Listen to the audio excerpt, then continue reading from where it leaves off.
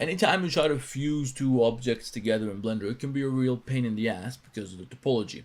And I'm going to show you how you can make that pain in the ass go away like this with a simple 10-second trick, at least in some situations. So let's say you want to attach the screw onto the buttstock of this assault rifle for whatever reason, just a hypothetical example. First, and this object is a pretty simple object, it just got a circular base with 32 edges, so it's pretty simple shit. First, you have to make sure that the surface underneath is able to support this. So we got to take this screw, turn on this magnet shit, face project, align rotation to target. We're going to place this onto the surface. And we have to make sure that we have enough geometry so that we can connect this to the circle. Let's turn on the subdivision surface. So we got to make sure that we got something that where we can connect the circle. I'm just giving you guys a shitty example just to show you what I'm talking about here. But we got to make sure we have enough geometry with some loop cuts.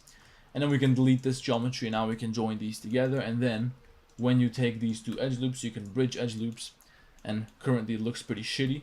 And you don't want to have a sharp seam here. You want to make these look like they're fused together. You want the light to flow somewhat naturally. So what you have to do is create a bevel down here. So Control B to create a bevel. You probably want 2 segments, shape value 1. And you can see that now it looks nice and smooth, and it looks like it's been fused together pretty nicely. But as you can see, it's also a real pain in the ass. And now good luck trying to do that with a more complex object, and good luck trying to pull that shit off on a curved surface or any surface which is more sophisticated than just a flat surface. It's usually going to be a real pain in the ass. So here's a simple trick you can do, and this isn't always going to work in all situations, but in a lot of situations it's really going to help you out, especially if you're making game assets. So this is all you got to do. You go to the shading tab, and first we got to get rid of any materials that we have here just for the sake of simplicity. We're going to add a new material to this little object which we want to attach to the buttstock. Let's make that dark blue or something, really low roughness so you guys can see it better.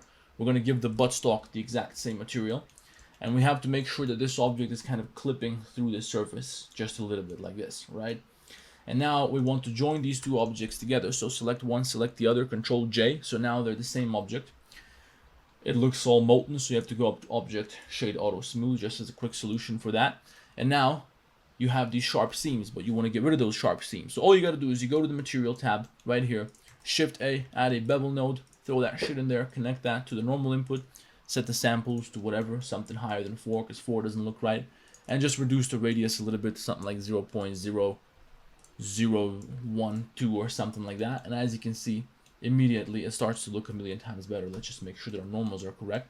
And immediately it starts to look like we have a bevel down here, even though there ain't no bevel. We didn't connect this geometry at all. It took us 4 clicks. So this is a situation when you don't have to worry about topology. You save yourself a whole lot of headache. Imagine trying to construct this in a way where we can actually fuse this with a sub-D workflow and everything. It would take hours to pull this off. We would probably have to reconstruct the entire buttstock. But this way, it's nice and simple. And yeah, you can bake this shit into normal map as well. So it's going to be nice and easy.